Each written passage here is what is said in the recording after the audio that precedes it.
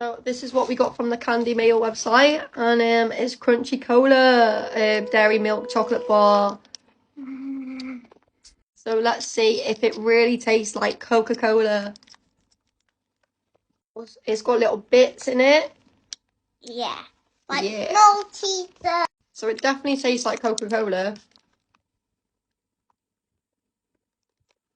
So Riley says she doesn't like it.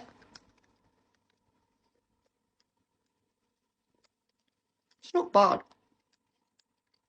Yeah.